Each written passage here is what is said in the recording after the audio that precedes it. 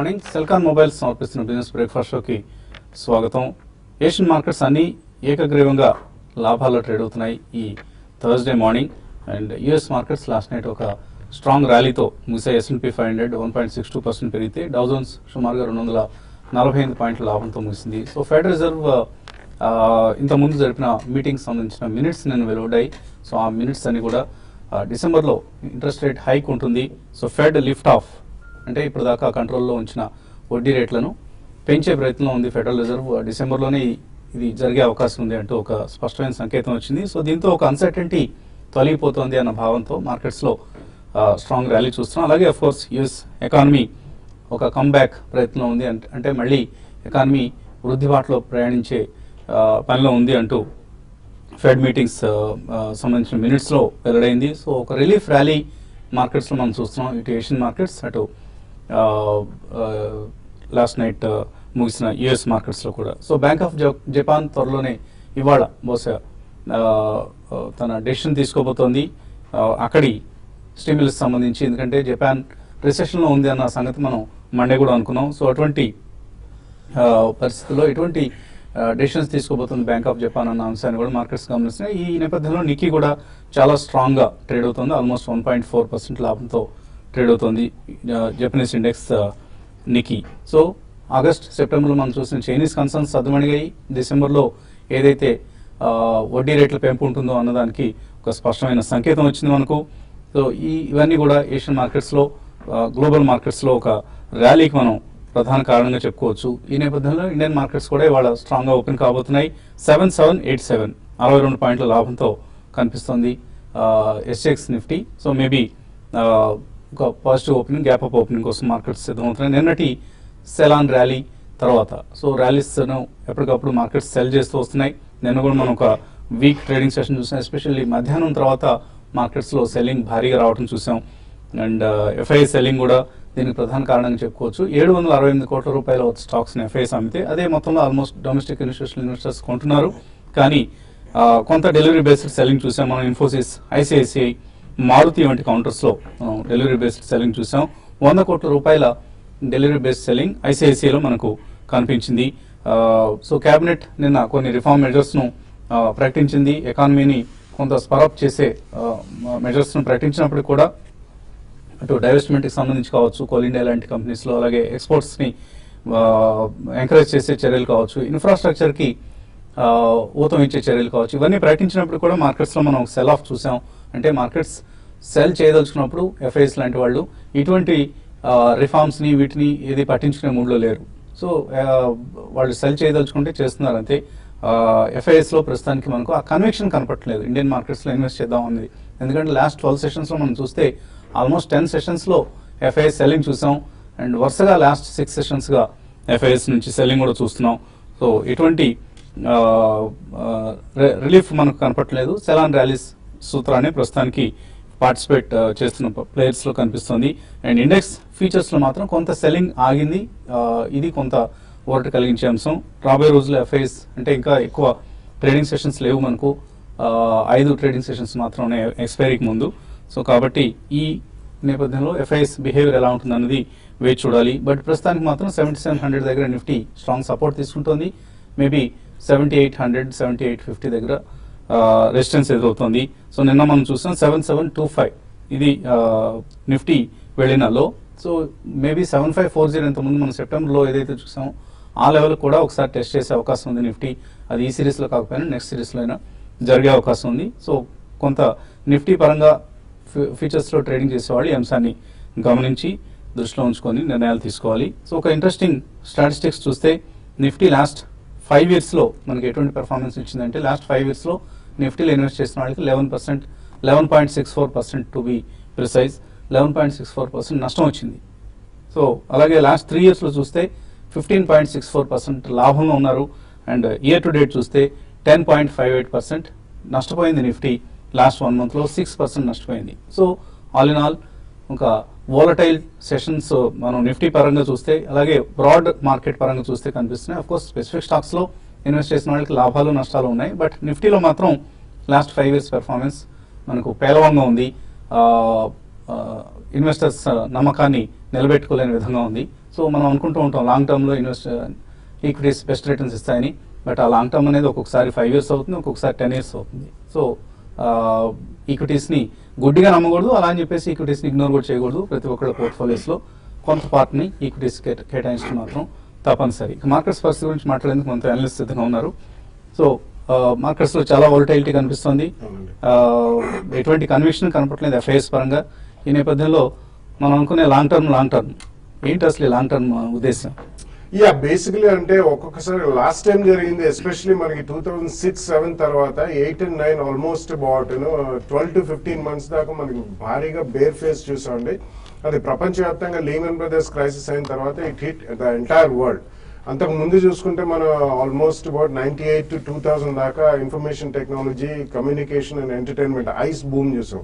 So definitely last time జరిగింది ఏంటంటే it was definitely an aberration అని చెప్పొచ్చు.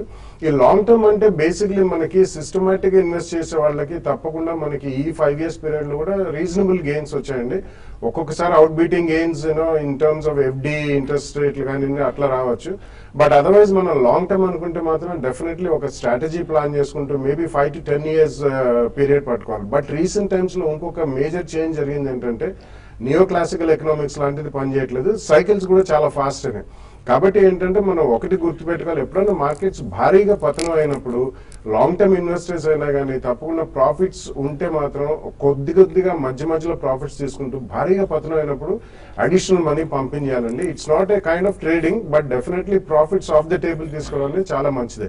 సో ఇందాక మీరు మెన్షన్ చేసినప్పుడు లాస్ట్ 3 years ట్రాక్ రికార్డ్ 15% అలా వచ్చింది. 5 years చూసుకుంటే 11% ప్లస్ నష్టాలే వచ్చినాయి. సో డెఫినెట్లీ మనం చర్న్ అవుట్ చేసుకోవాలి పోర్ట్ఫోలియోస్ అట్లీస్ట్ 1 to 2 years లో ఒకసారి రివ్యూ చేసుకుంటుండాలని పదే చెప్తుంటాం. తమరు కూడా చాలాసార్లు చెప్పారు. సో ఇలా మనం రివ్యూ చేసుకుంటూ ఉండాలి. ఒకటేసారి కొని మర్చిపోయే స్ట్రాటజీ మాత్రం అంత అవలంబించకూడదు, ఎందుకంటే అది అంత ఉత్తమం కూడా కాదు. గతంలో లాగా సైకిల్స్ ఫాస్టర్ గా ఉన్నాయి.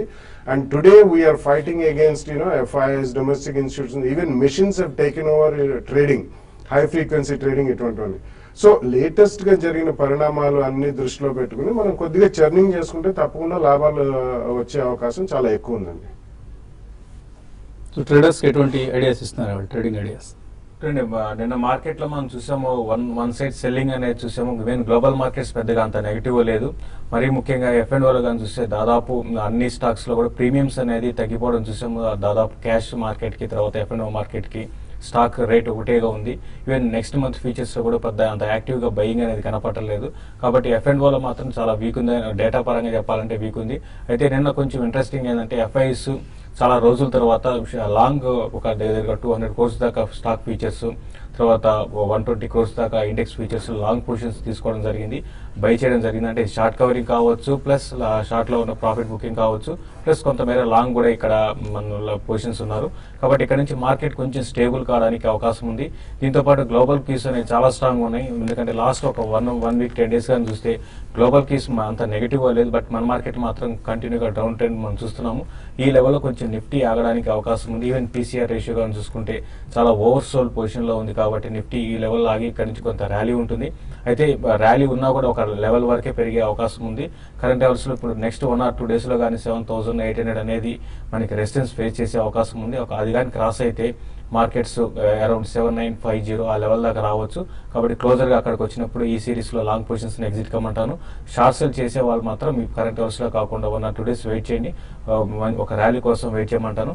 ఈ రోజు మార్కెట్ విషయానికి వస్తే ఈ రోజు మార్కెట్ ఓపెనింగ్ గ్యాప్ అప్ ఉంటుంది కాబట్టి కొంచెం వెయిట్ చేయండి, ఒక 10-15 minutes వెయిట్ చేసి మార్కెట్ స్టేబుల్గా ఉంటే అప్పుడు బయింగ్ అటెంప్ట్ చేయమని చెప్తాను. లైక్ ఎస్ బ్యాంక్ ఒకటి 724 పైన బై చేయమంటున్నాను. అంటే ఓపెనింగ్ హైలో ఉంటుంది కాబట్టి 730 దాకా రావచ్చు, కాబట్టి అక్కడ కూడా బై చేసుకోవచ్చు. 736, 738 దాకా ఈ రోజు పెరిగే అవకాశం ఉంది. తర్వాత L&T ఫ్యూచర్స్ ని నెక్స్ట్ సిరీస్ లో బై చేయమంటాను. ఈవెన్ ఈ ఇంటర్డేలో కూడా పెరిగే అవకాశం ఉంది. 1340 దగ్గర స్టాప్ లాస్ పెట్టుకోమంటాను. తర్వాత NCC మిడ్ క్యాప్ కౌంటర్ లో NCC ఒకటి లాస్ట్ కొన్ని రోజులుగా ఈవెన్ మార్కెట్ వీక్ ఉన్నా కూడా కొంత స్ట్రాంగ్ ఉంది. దీన్ని కూడా లాంగ్ పొజిషన్స్ F&O లో కూడా తీసుకోవచ్చు. తర్వాత ఈవెన్ క్యాష్ లో కూడా తీసుకోమంటాను. తర్వాత SBI ఒకటి బ్యాంకింగ్ స్టాక్స్ లో అది కూడా బై చేసుకోవచ్చు. అయితే హైయర్ లెవెల్ లో సెల్లింగ్ చేయడానికి కొన్ని స్టాక్స్ అనుకూలంగా ఉన్నాయి. అవి అంటే టెక్నికల్ గా వీక్ ఉన్నా కూడా కొంచెం ఈ లెవెల్ అరౌండ్ 254 256 దగ్గర ఐఆర్బి ఇన్ఫ్రా అని ఒకటి సెల్ చేయొచ్చు. అదేవిధంగా మదర్సన్ సుమి కానీ 280 కానీ బ్రేక్ అయితే దాన్ని కూడా పొజిషనల్ ట్రేడర్స్ షార్ట్ సెల్ చేయొచ్చు. ఇంకా బ్యాంక్ నిఫ్టీ విషయానికి వస్తే ఈరోజు ఓపెనింగ్ గ్యాప్ అప్ ఓపెన్ అవుతుంది. అయినా చాలా స్ట్రాంగ్ సపోర్ట్ దగ్గర క్లోజ్ అయింది. వీక్గా క్లోజ్ అయినా కూడా 16,810 దగ్గర క్లోజ్ అయింది సపోర్ట్ దగ్గర. కాబట్టి ఈ రోజు ఓపెనింగ్ దాన్ని కూడా లాంగ్ పొజిషన్ తీసుకోమంటాను. బట్ ఏదైనా కూడా మార్కెట్ ఒక రేంజ్లో ఉండే అవకాశం ఉంది. వచ్చే కొద్ది రోజుల్లో వోలటాలిటీ ఉండే అవకాశం కూడా ఎక్కువ ఉందండి. కాలర్స్ లైన్ ఉన్నారు. మొదటి కాలర్ రామకృష్ణ హైదరాబాద్ నుంచి. హలో సార్, నేను మోర్పెడ్ ల్యాబ్స్ తీసుకున్నా అండి. 1200 షేర్స్ తీసుకున్నాను. 24.75 యావరేజ్. ఓకే అండి. అది హోల్డ్ చేయమంటారా?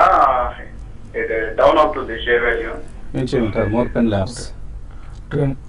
మోర్పెన్ ల్యాబ్స్ విషయానికి వస్తే లాస్ట్ ఒక మనకి 6 months గా చూస్తే అంటే ఒక 12 రూపీస్ 13 రూపీస్ నుంచి బాగా పెరగడం చూసాము. అయితే ఇన్ని రోజులు దీన్ని సెల్ చేయమన్నామండి. అయితే ఇప్పుడు హోల్డ్ చేసుకోండి. మీరు వీక్ ఉన్నా కూడా నేను 5% పడింది. ఎందుకంటే ఆల్మోస్ట్ 100% పెరిగిందండి లాస్ట్ ఒక 3 to 4 months లో. కాబట్టి ఒక ప్రాఫిట్ బుకింగ్ అనేది కనపడుతుంది. బట్ హోల్డ్ చేయండి. ఎందుకంటే కొంచెం ఫండమెంటల్స్ చేంజ్ అవుతున్నాయి, రిజల్ట్ బాగుంటున్నాయి, డెట్ ని తగ్గించుకుంటున్నారు. కాబట్టి ఇవన్నీ ఏంటంటే లాంగ్ టర్మ్ కి బాగా బెనిఫిట్ అయ్యవచ్చు అండి కంపెనీ. కాబట్టి మీరు హోల్డ్ చేయండి. 26 ఆ లెవెల్ గా క్రాస్ అయిందంటే న్యూ హైస్ కూడా వచ్చే అవకాశం ఎక్కువ ఉందండి. తర్వాత caller Shankar Singh. Hello hello sir. Sir నాసిల్ ఉన్నాయి సార్, ఒకటి 200 షేర్స్ ఉన్నాయి నాకు. ఏమండి? ఎన్కోయిల్ గా ఒక 50 షేర్స్ ఉన్నాయి సార్. టూరిజం ఫైనాన్స్ 100 షేర్స్ ఉన్నాయి సార్. ఏం చేయమంటారు? ఏంటని ఆఫ్ బీట్ షేర్ కొంటున్నారు? స్పెషలిస్టా మీరు? సార్ కొద్దిగా ఆఫ్ బీట్ షేర్స్ కొంటున్నారు అంటే రెగ్యులర్ గా అందరూ కొనేవి కాకుండా కొంచెం అవును సార్.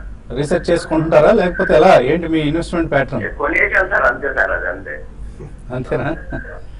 సరే సరే. ఎనీవే ఆయన అడిగిన షేర్ల గురించి. యా, రీసెంట్లీ నాసిల్ లో చాలా యాక్టివిటీ లెవెల్స్ చూసామండి. ఆల్మోస్ట్ అబౌట్ 50 రూపీస్ దాకా వెళ్ళి కొద్దిగా అంటే వాల్యూమ్స్ పరంగా చాలా ఎక్కువ అవుతుంది. టోటల్ ఇప్పుడు మనకి chemicals, fine chemicals, speciality chemicals industry అంతా లైమ్ లైట్ లో ఉంది. మధ్య మధ్యలో ఇటువంటి కరెక్షన్స్ వస్తుంటాయి.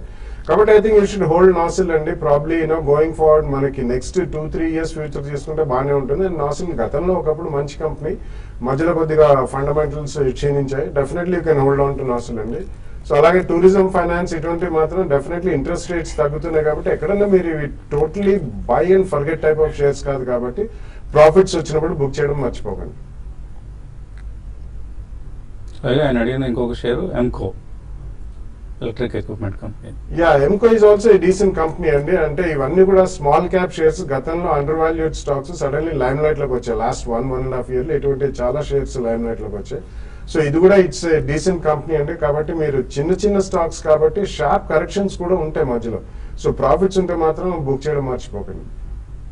మరిన్ని కాల్స్ అలాగే మెయిల్స్ తీసుకునే ముందు కాసేపు విరామం.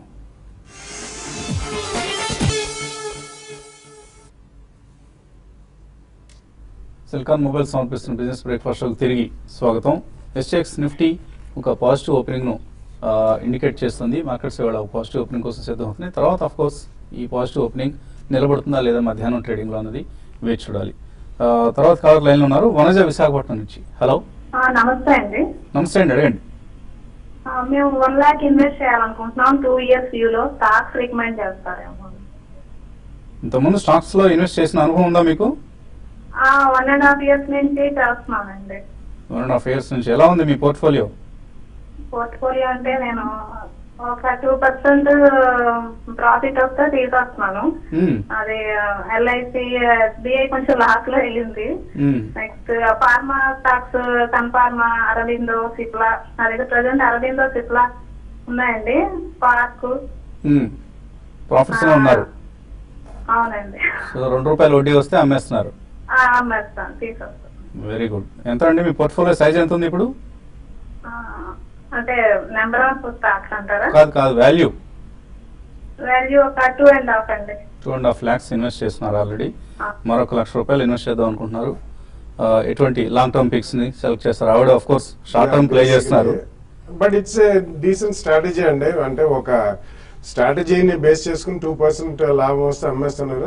It's decent position trading strategy అని చెప్పొచ్చు. సో అట్లా మీరు సెలెక్ట్ చేసిన స్టాక్స్ కూడా బాగున్నాయి. సో ఈవెన్ కోటక్ బ్యాంక్ ఒకటి, ఇండస్ ఇండ్ బ్యాంక్, ఈ రెండు కూడా ఎటువంటి ఒడిదుడుకులు వచ్చినా మేజర్ ఫాల్ ఉండండి. సో బ్యాంకింగ్ రంగంలో ఈ రెండు సెలెక్ట్ చేసుకోవచ్చు మీరు. అలాగే మీకు ఫార్మస్యూటికల్ రంగంలో మీరు ఆల్రెడీ సిప్లాలో ఉన్నారు. Torrent appears to be extremely strong అండి. టొరెంట్ ఈవెన్ రీసెంట్లీ మంచి మాలిక్యూల్స్ రిలీజ్ చేసి నెక్స్ట్ 1 or 2 quarters కూడా strong results. So even Torrent can be looked at it. And మీకు ఆటోమొబైల్ రంగంలో Ashok Leyland will give you an excellent opportunity మీ తరహా ట్రేడింగ్ కి ఆర్ మేబీ ఈవెన్ ఇన్వెస్ట్మెంట్ కూడా బాగానే ఉంటుంది. సో ఇవన్నీ మీరు అవలంబించవచ్చు. కేర్ఫుల్గా ఉండండి. మీరు సెలెక్ట్ చేసినవి అఫ్ కోర్స్ షార్ట్ టర్మ్ కోసం చేస్తున్నా కూడా మీడియం టు లాంగ్ టర్మ్లో మంచి రిటర్న్స్ ఇచ్చేవైతే డెఫినెట్లీ ఈక్విటీస్లో మీరు బెస్ట్ గెయిన్స్ బెస్ట్ రిటర్న్స్ని పొందగలుగుతారు. తర్వాత కాలం నాగరాజు హైదరాబాద్ నుంచి. Hello, sir good morning sir. Good morning. ICICI గురించి తెలుసుకోవాలనుకుంటున్నాను సార్. ఏమన్నారు? రెండో స్టాక్ ఏమన్నారు? ICICI bank sir. ICICI bank okay. SpiceJet. ICICI bank విషయానికి వస్తే మీరు హోల్డ్ చేయొచ్చు. అంటే కొంచెం లాస్ట్ ఒక కొన్ని రోజులు అంటే 2-3 రోజులుగా మనకి మంచి కొంచెం కరెక్షన్ లో ఉంది. బట్ ఈ లెవెల్లో ఈ స్టాక్ ఆగడానికి అవకాశం ఉంది. రిజల్ట్ పరంగా చాలా స్ట్రాంగ్ ఉంది. బట్ లాస్ట్ మనం చూస్తున్నాం బ్యాంకింగ్ స్టాక్స్ అన్ని కూడా లాస్ట్ ఒక 3-4 నెలలుగా ఒక రేంజ్ లోనే కొనసాగుతుంది. ఈ ట్రెండ్ అనేది ఇంకా నెక్స్ట్ కొన్ని రోజులు కూడా ఉండొచ్చు, అంటే 1 or 2 months ఉండొచ్చు. బట్ లాంగ్ టర్మ్ మాత్రం ఐసిఐసిఐ బ్యాంక్ డెఫినెట్ గా హోల్డ్ చేయమంటాను. తర్వాత స్పైస్ జెట్ విషయానికి వచ్చి చాలా స్ట్రాంగ్ ఉందండి. నిన్న కూడా చూసాము దగ్గర 52 వీక్ హైకి దగ్గర క్లోజ్ అయింది. ఇంకా స్పైస్ జెట్ పెరిగే అవకాశం ఉంది. ఏవియేషన్ స్టాక్స్ అన్ని కూడా మనం చూస్తున్నాం క్రూడ్ ఆయిల్ బాగా పడ్డాము. ఏటీఎఫ్ ప్రైస్ కూడా బాగా పడ్డాయండి. దీనివల్ల వీళ్ళకి మార్జిన్స్ 10 to 15% పైన పెరిగే అవకాశం కనపడుతుంది నెక్స్ట్ 2-3 quarters. కాబట్టి చాలా ప్రాఫిట్స్ లో ఉన్నాయి, ప్రాఫిట్స్ కూడా పెరగచ్చు. కాబట్టి మీరు స్పైస్ జెట్ ని హోల్డ్ చేయండి. 65 to 80 rupees అంటే నెక్స్ట్ ఫ్యూ మంత్స్ లో పెరిగే అవకాశం ఉందండి. ప్రస్తుతానికి ఇది ఒక సీజనల్ ప్లే అలా అని చెప్పేసి స్పైస్ జెట్ ఇవన్నీ మనం లాంగ్ టర్మ్ కోసం పిక్ చేసిన స్టాక్స్ కాదు. ఆల్రెడీ బాగా రన్అప్ వచ్చిన స్టాక్స్. కొంచెం కేర్ఫుల్గా ఉండండి వీటిలో ట్రేడింగ్ చేసేటప్పుడు. అలాగే ఈమెయిల్ సందేహాలు వచ్చాయి. గ్రూప్ ఫైనాన్స్ 260 రూపాయల్లో కొన్నారు. శాంతి, దీని నుంచి ఏదైనా షిఫ్ట్ కావచ్చా వేరే ఫార్మా షేర్స్ కానీ ఇతర షేర్లకి, ఓంకార్, డిష్మెన్ ఇటువంటి స్టాక్స్కి? యా మేబీ అంటే మీ దగ్గర క్వాంటిటీ ఎక్కువ ఉంటే కొద్దిగా షిఫ్ట్ అవ్వండి. ప్రాబ్లీ ఓంకార్ స్పెషాలిటీస్ అరౌండ్ 175-180 లెవెల్లో I think it looks good అండి. And speciality and fine chemicals segment లో ఉన్నారు. సో ఫార్మా రంగంలో మేబీ ఇండోకా రెమెడీస్, గ్రాన్యూల్స్ కూడా కొద్దిగా మేబీ 10% కరెక్షన్ వస్తే you can also enter into Granules. Chandrashekhar అడుగుతున్నారు, నిఫ్టీ ఫ్యూచర్స్ 7760 కొన్నారు. ఇది హోల్డ్ చేయొచ్చా, ఎగ్జిట్ కావచ్చా? హోల్డ్ చేయండి. ఈ రోజు ఓపెనింగ్ మీకు ప్రాఫిట్ రావచ్చు. క్లోజర్ గా 7800 వరకు దాకా నిఫ్టీ రావచ్చు. 78 పైన నిఫ్టీ కానీ సస్టైన్ కాగలిగితే మీరు కంటిన్యూ చేయండి, ప్రాఫిట్ రన్ చేయండి. 7820 అది కూడా క్రాస్ కావచ్చు. 7850-60 ఆ లెవెల్లో ప్రాఫిట్ బుక్ చేసుకోండి. కేసీపీ 70 రూపాయలు, హెచ్ఎస్ఐఎల్ 267, పిఐ ఇండస్ట్రీస్ 677లో హోల్డ్ చేస్తున్నారు. వెంకట్, ఎలా ఉంటాయి ఇవన్నీ? Yeah, I think decent portfolio అండి. PI Industries and HSIL are extremely strong shares and KCP ఇవన్నీ కూడా జస్ట్ ఇప్పుడే లైమ్ లైట్ లోకి వస్తున్నాయి. నెక్స్ట్ 6 months సీజన్ కూడా బాగుంటుంది. So definitely all the 3 stocks hold చేయమని చెప్తాను. రామారావు బందెల అడుగుతున్నారు, ల్యాంకో ఇన్ఫ్రా కొన్నారు 7 రూపాయల్లో, హోల్డ్ చేయొచ్చా? ప్రస్తుతం అయితే హోల్డ్ చేయండి. బట్ ఇన్వెస్ట్మెంట్ స్టాక్ అయితే కాదు. మీరు ప్రస్తుతానికి హోల్డ్ చేసి ర్యాలీస్ లో ఎగ్జిట్ కమని చెప్తాను. మనం చూస్తున్నాం జేఎంఆర్ లో ఒక టర్న్ అరౌండ్ చూస్తున్నాం. అటువంటిది ఏమైనా జరుగుతుందన్న ఆశ చాలా మందిలో ఉంది. ల్యాంకోలో కూడా ఇలా జరగకపోతుందా, జీవీకేలో కూడా ఇలా జరగకపోతుందని. బట్ చాలా టైం పడతాయండి, ఎంతో ఓపిక అవసరం. ఓపిక లేకపోతే మాత్రం ఎగ్జిట్ అయిపోండి. సువేన్ లైఫ్ సైన్సెస్ శ్రీనివాస్ అడుగుతున్నారు, 270 రూపాయలకు కొన్నారు. ఇంకా ఇన్వెస్ట్ చేయొచ్చా? ఇంకా కొంత డబ్బు ఇందులో? నో, అడిషనల్ గా మాత్రం చేయొద్దండి. ఉన్న స్టాక్ ఉంచండి. ప్రాబ్లీ ఫండమెంటల్స్ కొద్దిగా ఇంప్రూవ్ ఏదైనా కొత్త మాలిక్యూల్ ఏదైనా ఫైల్ చేయగలిగితే, ఆర్డర్స్ వస్తే డెఫినెట్లీ కొద్దిగా స్పాట్ వస్తుంది. బట్ అడిషనల్ మనీ మాత్రం ఈ రేట్ లో పెట్టదు. సింహాద్రి సునీత అడుగుతున్నారు, బలరాంపూర్ చిని 59 రూపాయలు కొన్నారు. 2012 నుంచి హోల్డ్ చేస్తున్నారు. ఇక్కడ ప్రాఫిట్ బుక్ చేసుకోవచ్చా? మిమ్మల్ని అడుగుతున్నారు. యా ఓకే, కరెంట్లీ రన్ బాగుందండి అన్ని షుగర్ స్టాక్స్ లో. లాస్ట్ 1 month లో మనం చాలా స్ట్రాంగ్ గెయిన్స్ చూసాం. అండ్ కొద్దిగా ఇంటర్నేషనల్ షుగర్ ప్రైసెస్ కూడా పెరిగే అవకాశం ఉంది. అండ్ నిన్ననే మనం ఈవెన్ ఆల్రెడీ పెరిగాయి ఇంటర్నేషనల్లీ, రా షుగర్ ప్రైసెస్ బాగా పెరిగాయి. బట్ స్టిల్ ఇంకా పెరిగే అవకాశం ఉంది. కాబట్టి రైట్ ద బుల్ రన్. ఉన్న వాటిలో Balrampur Chini is one of the decent stocks. కాబట్టి మీరు కొద్దిగా స్టాప్ లాస్ పెట్టుకుని run the ride for next maybe 1 or 2 months. Online trading లో F&O కాకుండా రిటైల్ ఇన్వెస్టర్స్ కి మాక్సిమం లిమిట్ ఏదైనా ఉంటుందా? సుబ్బు అడుగుతున్నారు. మాక్సిమం లిమిట్ అంటే దేని గురించి? What is the maximum limit for retail investor through online trading? అటువంటి లిమిట్ అంటే ఏం లేదండి. ఇంకేం ఉండదండి, మీరు మీ అకౌంట్ లో క్యాష్ ఉన్నంతసేపు వాళ్ళు మిమ్మల్ని అలో చేస్తూ ఉంటారు. అంటే ఇంట్రాడే కొద్దిగా ఎక్స్పోజర్స్ ఇస్తుంటారండి. ఒకసారి 20% మార్జిన్ లాంటిది పెట్టుకొని మీకు 80% ఎక్స్పోజర్ ఇస్తారు. 3 o'clock 2:55 అలా కట్ చేస్తుంటారు. అవి ఇండివిజువల్ బ్రోకర్. ఇవన్నీ కూడా మీరు మీ బ్రోకర్ తో తేల్చుకోవాల్సిన అంశాలు, మనం ఇక్కడ ప్రోగ్రామ్ లో చెప్పే కాదు. మ్యారికో కొన్నారు, 403 రూపాయలు హోల్డ్ చేయొచ్చా? డెఫినెట్ గా హోల్డ్ చేయండి. మ్యారికో చాలా స్ట్రాంగ్ ట్రేడ్ అవుతుంది. 420 నిన్న కూడా చూసాం 4% దాకా పెరిగింది. 420 పైన సస్టైన్ కాగలిగితే న్యూ హైస్ వచ్చే అవకాశం త్వరలోనే ఉందండి. ఐలాండ్ ఎఫ్ఎస్ కొన్నారు, బాలు పమిడిపాటి లాంగ్ టర్మ్ కోసం హోల్డ్ చేయొచ్చా? It's not a great stock to own అండి. ఇన్ఫ్రాస్ట్రక్చర్ రంగంలో మనం గతంలో కూడా చెప్పినట్టు probably NCC or Ahluwalia contracts ఇటువంటి కొన్ని మంచి కంపెనీస్ ఉన్నాయి, వాటిలోకి షిఫ్ట్ ఓవర్ అయిపోతే బెటర్. అలాగే రాజ్యలక్ష్మి అడుగుతున్నారు, విరాట్ క్రేన్ తీసుకుందాం అనుకుంటున్నారు, లాంగ్ టర్మ్ కోసం కొనుక్కోవచ్చా? I don't track that stock. Virat Crane ఇంతకుముందు యాక్టివ్ గా ఉండేది, ఇప్పుడు ఇంకా ఎటువంటి పరిస్థితులు ఉందో అందరూ మర్చిపోయిన స్టాక్. మీరు మళ్ళీ దాన్ని పునరుజ్జీవింపజేసే ప్రయత్నం చేస్తున్నట్లుగా ఉంది. తెక్కడపాటి మురళి అడుగుతున్నారు, లిబర్టీ షూస్ కొనుక్కోవచ్చా? ఫండమెంటల్ ఎటువంటి కంపెనీ? ఇట్స్ డీసెంట్ కంపెనీ అండి. అండ్ రీసెంట్లీ వాళ్ళ న్యూ ఇంట్రడక్షన్స్ కూడా డ్రెస్ షూస్ వెరైటీలో వస్తున్నారు, కొద్దిగా you know mid to high and premium segment లో. It's decent company, around 200 rupees లో తప్పకుండా లాంగ్ టర్మ్ కొనొచ్చు. జీ ఎంటర్టైన్మెంట్ 380 రూపాయలు హోల్డ్ చేస్తున్నారు. యోగేంద్రనాథ్ ఎగ్జిట్ కావచ్చా, హోల్డ్ చేయొచ్చా? ప్రస్తుతం కూడా అదే రేట్ లో ఉందంటే మీరు హోల్డ్ చేయండి. ఇది మనం చూసాం 440 లెవెల్స్ నుంచి కంటిన్యూగా డౌన్ ట్రెండ్ ఉంది. ప్రస్తుతం అయితే హోల్డ్ చేయండి. 380 నెక్స్ట్ 1 or 2 days లో 384 కానీ క్రాస్ అయ్యిందంటే క్లోజర్ గా 405, 410 దాకా రావచ్చు అండి. తర్వాత ఇంతకుముందు విరాట్ క్రేన్ గురించి అడిగారు. ఇది కంటిన్యూగా మనకి చూస్తున్న అప్ ట్రెండ్ 12 రూపీస్ నుంచి పెరిగిందని కొంచెం స్పెక్యులేటివ్ యాక్టివిటీ ఎక్కువ ఉంది. మీరు కొంచెం కొన్ని రోజులు హోల్డ్ చేసి అరౌండ్ 70 ఆ లెవెల్కి వచ్చినప్పుడు మీరు దీంట్లో ప్రాఫిట్ బుక్ చేసుకోమని చెప్తారండి. వ్యవసాయ వన్ వే పెరుగుతోందంటే అందులో ఓన్లీ ఆపరేటర్ డ్రివెన్ షేర్ గా అర్థం చేసుకోవాలండి మనం. Radha Madhav Corp long term కోసం ఎలా ఉంటుంది? డివిఎస్ కృష్ణ అడుగుతున్నారు. రాధా మాధవ్ అయితే క్వార్టర్ రిజల్ట్ బాగుంటలేదని మనం చూసాం 52 వీక్ లోకి టచ్ అవుతుంది. అయితే ప్రస్తుతానికి హోల్డ్ చేయండి. షార్ట్ టర్మ్ ట్రెండ్ మాత్రం క్లోజర్ గా 22 ఆ లెవెల్ దగ్గర ఆగొచ్చు. షార్ట్ టర్మ్ ట్రేడింగ్ పరంగా అయితే 30 రూపీస్ దాకా రావచ్చు, అక్కడ ఎగ్జిట్ కమని చెప్తారు. ఇది ఇవాల్టి సెల్కాన్ మొబైల్ సమర్పించిన బిజినెస్ బ్రేక్ఫాస్ట్. మధ్యాహ్నం స్మార్ట్ ఇన్వెస్ట్ లో మళ్ళీ కలుద్దాం.